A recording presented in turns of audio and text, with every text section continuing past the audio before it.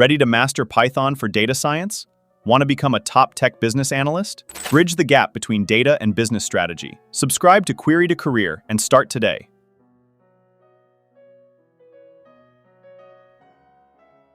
In this video, we will learn how to summarize data by creating frequency distribution tables for qualitative and quantitative data.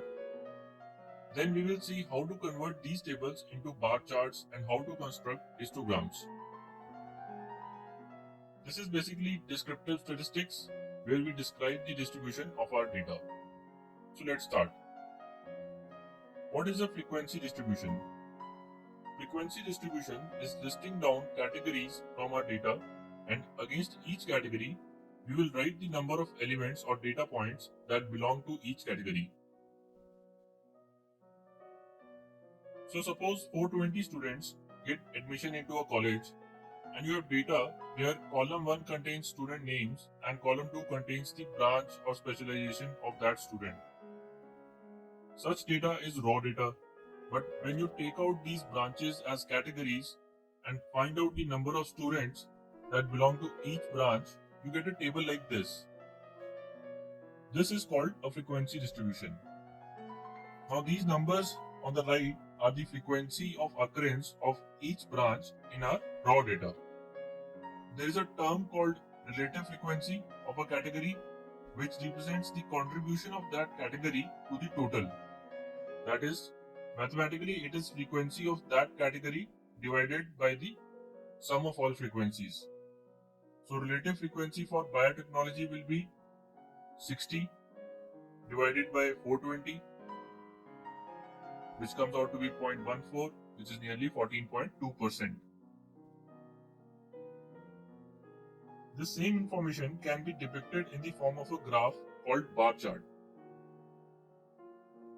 In a vertical bar chart, the categories go on the horizontal axis and the frequency value is denoted by the heights of the vertical bars. This is a fairly common chart and is very easy to draw. Judging that which is the most popular branch may have been difficult if we were looking at raw data, but here we can easily see that most students go for electrical engineering and least go for mathematics. Earlier we saw frequency distribution for qualitative data. Now let's see frequency distribution for quantitative data.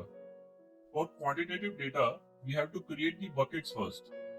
And when we create these buckets and assign the frequency of occurrence of values that belong to that bucket, we get group data.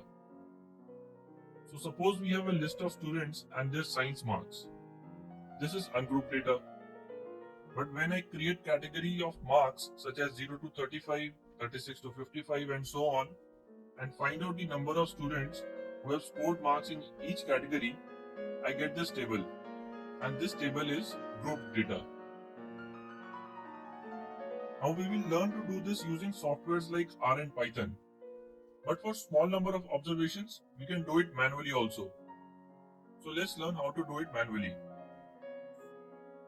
First, we have to decide the number of buckets. Usually, we keep it between 5 and 20. Next, we decide the class width. Class width is decided using this formula, which is maximum value minus minimum value divided by the number of classes that you have decided in the first point. Then starting with the minimum value, we keep on adding the class width to get the buckets. And once we have the buckets, we just need to assign the number of observations belonging to each bucket. So let's do it in an example for better clarity. Suppose we have the following numbers as customer ages. We want to group this data. First, we will select the number of groups we want to create. So let's say we want to create 5 buckets. Next, we find out class width using the formula. So 34 minus 7, the highest value, minus the lowest value, divided by the number of classes that we decided, which is 5, which comes out to 5.4, which we have rounded to 5. Now, starting with the lowest value, we add the class width to get 12. So first class is 7 to 12. Next is 13. We again add the class width and we get 18. So 13 to 18 is the next class. And we continue to do so till we get the last class, which is 31 to 36. The next column is called tally. We put a mark for each value that belongs to that category. So the first value 10 belongs to 7 to 12 category, so we put a mark here. The next value 14 belongs to 13 to 18 category, so we put a line here. And we continue to do so till we get to the last value, which is 33, which belongs to the 31 to 36 category. You can also notice that I have put a slanting fifth line. Having this slant line helps in counting. The last column is then the count of these lines. So first category has 2 lines, second has 4, and the last one with this slant line, which means 5 and 3 more, has 8 frequency. We have this table which has the frequency distribution. When we plot the frequency distribution of quantitative data, it is called histogram. I have created this in PowerPoint only. It is a little bit different than the table we created because the limits are in decimal points. So it is starting from 7 to 12.4 and from 12.4 to 17.8 because the actual value of the class width was 5.4. We rounded it to 5 for our convenience. So like bar charts, histogram is also representing the frequency values of each class.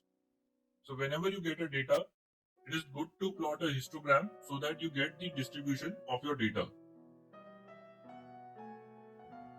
So as you can see from this graph, most of the customers belong to the age category of 28 to 34 and very few customers belong to ages less than 23. So we have very few teenagers, but we have a lot of young customers. Next, we look at some common shapes of histograms.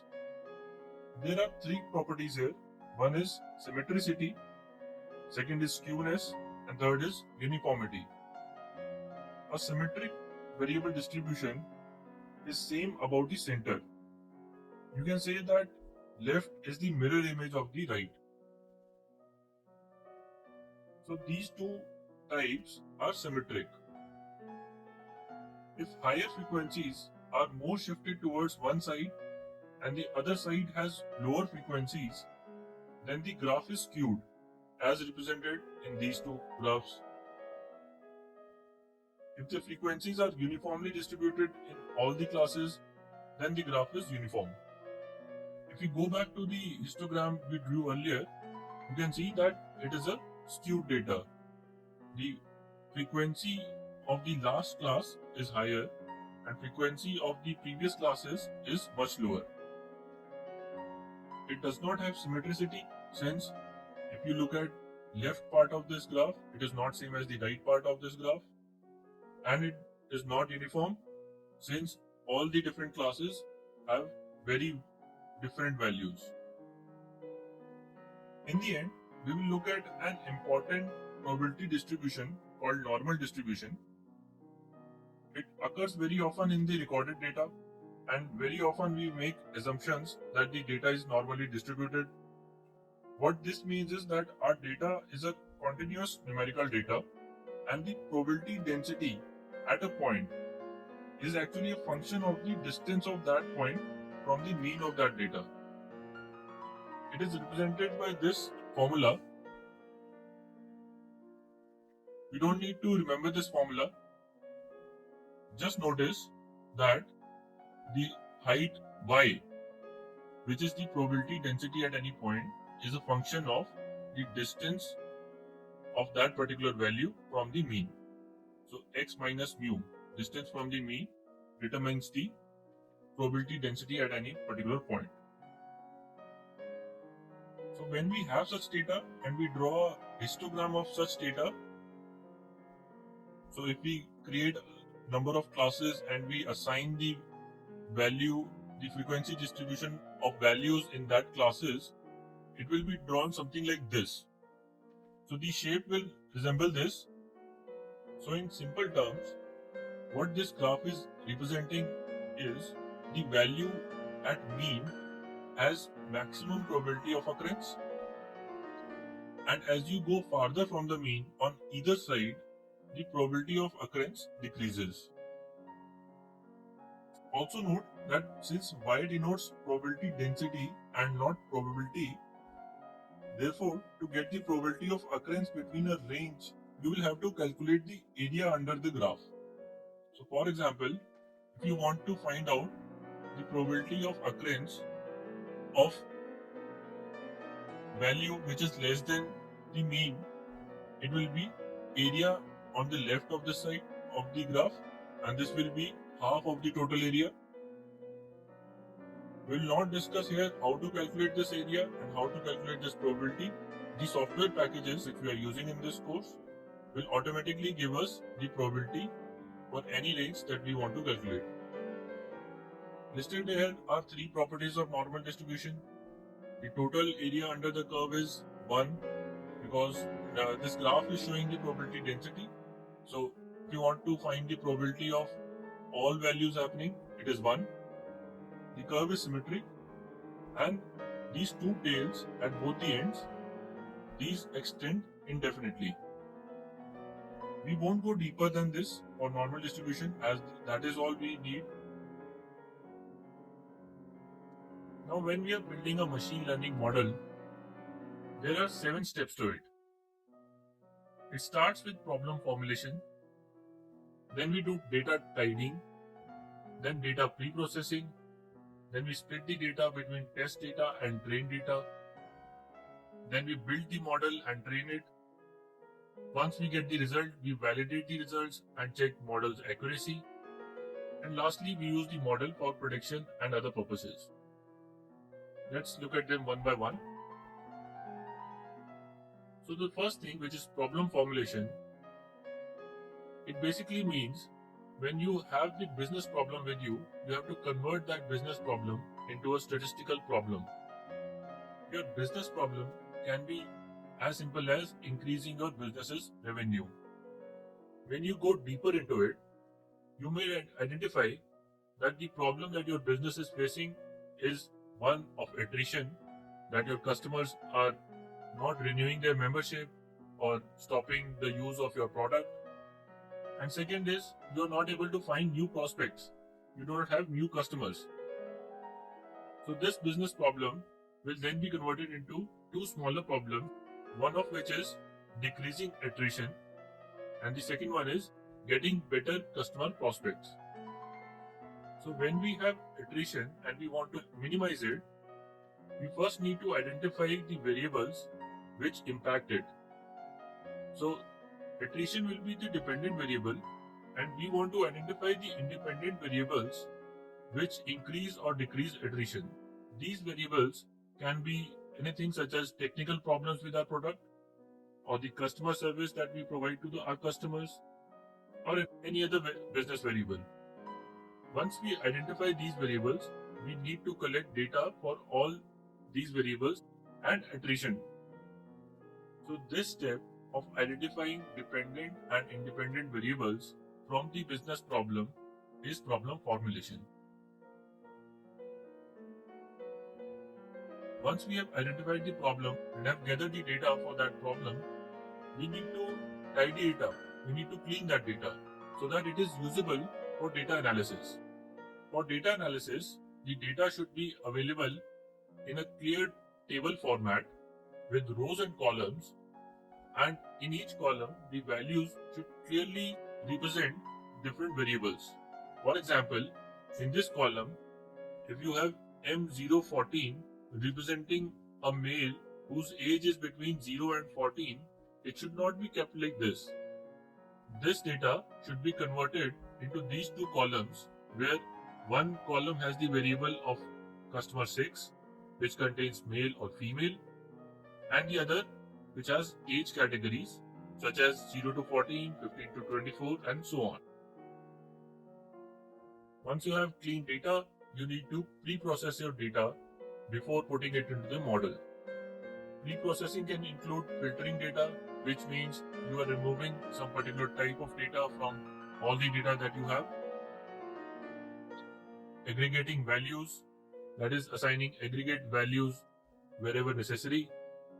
Missing value treatment, a lot of times some variables are missing some values. We need to treat those missing values as per the choice of analysis that we have decided. We need to treat the outliers as they can harmfully impact the analysis. Similarly, we may want to transform some variables or reduce the total number of variables.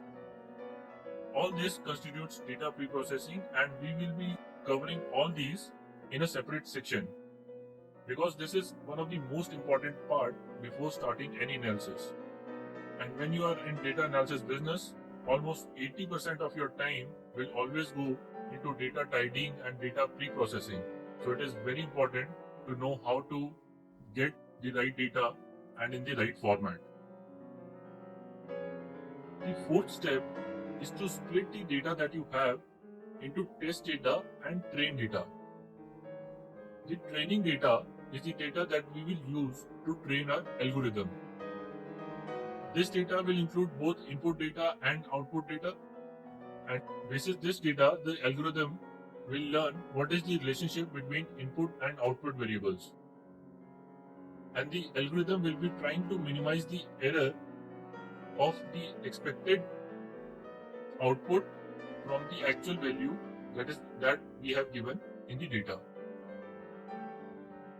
If you remember the example that I showed you earlier, if you have 5 images of bananas and apples, we will use 4 to train the model, and we will keep one aside so that once the model is trained, we will use that one image to test whether our model is predicting correctly or not. So that one image that we separated is called testing data. Testing data will have input data. We will give this input data to our model, and the model will predict an expected output. We will compare this expected output of the model with the actual output that we have with us. This will help us assess the accuracy of the model that we have created and whether the predictor function that we have generated using the model is working correctly or not. Usually when you have a lot of data, around 80% of the available data is used as training data and 20% is used as testing data.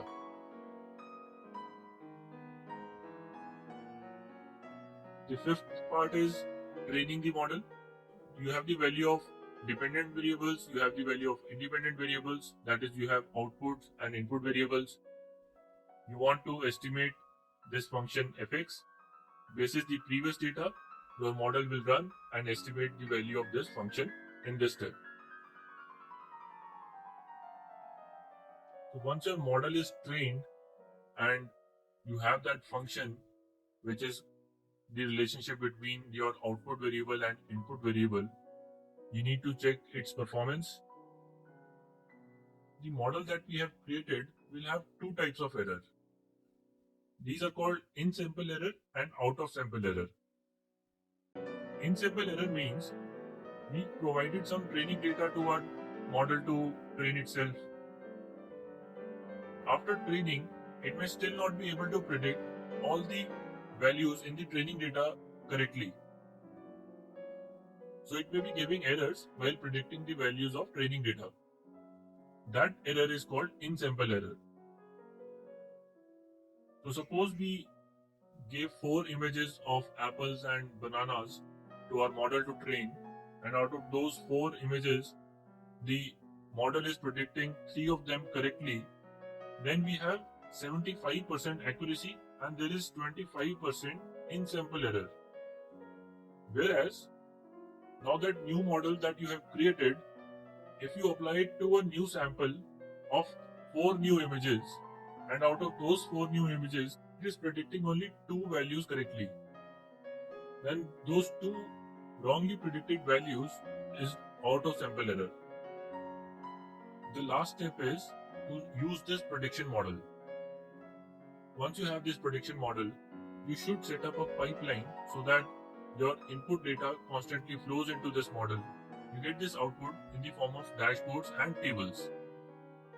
You should also keep on monitoring the output of your model and improve it by adding more training data to it or incorporating any new variables that you identify. Also, if your business requires, you can automate this scoring process.